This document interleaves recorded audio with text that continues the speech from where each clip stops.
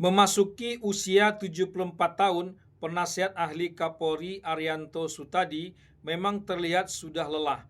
Beliau masih terlihat sehat walafiat saja. Itu sudah merupakan anugerah yang luar biasa. Masih berdebat di televisi digital maupun non-digital, apalagi dengan lawan debat yang sepantaran usianya dengan anak beliau seperti Ahmad Kozinuddin yang terlihat gersit, cekatan, dan agak keras kepala itu memang bukan lagi tugas beliau. Berdosalah orang yang masih saja mengundang beliau dan lebih berdosa lagi yang masih memberikan beliau posisi. Pak Arianto jangan ulangi itu bohong. Nggak ada pasal provokasi di Polda Metro Jaya. Ini tadi barusan saya dengar lagi, ulang lagi pasal provokasi. Yang namanya pasal itu 310 KUHP, 311 KUHP, 27A Undang-Undang ITE, 32, 35. Nggak ada pasal provokasi. Anda dengerin dulu ya. Oke, lanjut Yang Pak Arianto. dilaporkan sana itu. Pasal. Pelapornya itu tidak pernah mengadukan ada provokasi. Pelapornya saudara Joko Widodo. Anda juga diam. Oke, diam, tenang dulu di sini. Kita harus Anda juga memberikan. ngomong, apa saya nggak bisa? Sebentar, tenang dulu. Kita harus memberikan contoh yang baik kepada masyarakat Saudara Indonesia. terbiasa Jutaan menjadi mata melihat pimpinan, kita. seperti itu dalam diskusi. Sebentar, Kamu sabar juga Bang. sebagai Sabar Bang. provokator. Sabar Anda Bang. provokator. Kami akan Anda kembali pembohong. sesaat lagi. Ada Tapi pasal bersama provokasi. Kapolri Listio Sigit Prabowo sudah seharusnya memberi waktu yang lebih buat Arianto Sutadi untuk beristirahat. Tak masalah beliau tampil di televisi menyebarkan kebijaksanaan dengan usia beliau yang sudah terbilang sepuh itu.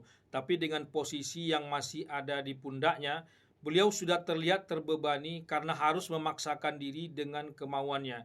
Mungkin karena sudah terlalu lama juga menjabat persis seperti jabatan Kapolri itu sendiri yang juga sudah terlalu lama. Bukankah pembusukan terjadi karena soal waktu juga?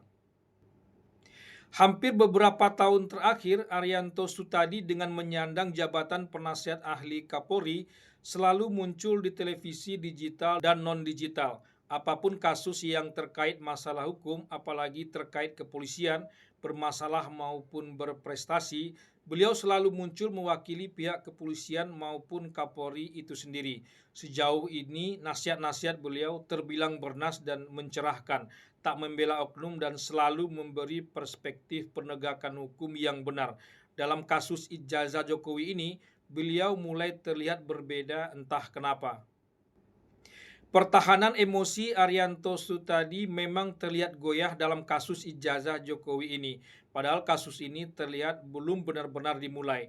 Perkiraan beliau melampaui apa yang sedang dilakukan pihak kepolisian itu sendiri. Misalnya akan banyak tersangka kasus ijazah Jokowi ini karena banyak unsur tindak pidana berupa ujaran kebencian, fitnah, dan provokasi dalam perdebatan soal ijazah Jokowi ini. Mungkin memang akan banyak tersangka, tapi seolah mengatakan yang berdebat akan menjadi tersangka itu terlalu bablas, lebih berupa ancaman daripada nasihat seorang penasehat.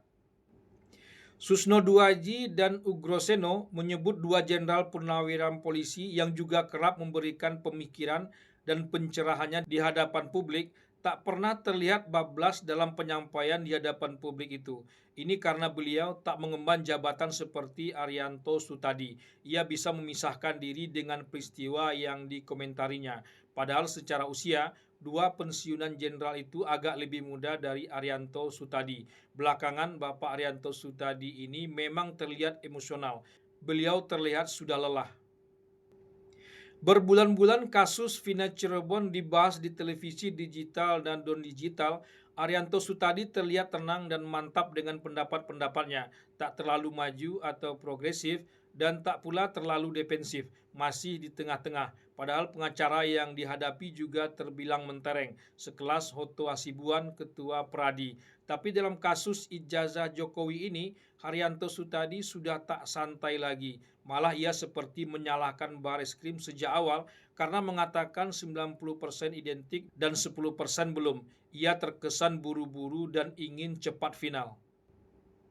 Bisa jadi karena irisan Arianto Sutadi dengan Jokowi terlalu tebal. Ia diangkat sebagai penasihat Kapolri oleh Kapolri yang diangkat oleh Presiden Jokowi dulunya. Ia sama-sama orang Jawa Tengah dengan Jokowi. Jokowi di Solo, ia di Kebumen. Ia juga pernah mengatakan bahwa Jokowi presiden yang harum namanya di dunia internasional, tapi tiba-tiba saja tercoreng karena kasus ijazah ini. Ia seperti ingin buru-buru saja menyelesaikan kasus ijazah ini dengan Jokowi keluar sebagai pemenangnya dan Roy Suryo CS sebagai tersangka. Banyak sekali sebetulnya pelajaran yang bisa diambil dari kasus ijazah Jokowi ini. Warga negara memang harus sekritis Roy Suryo CS.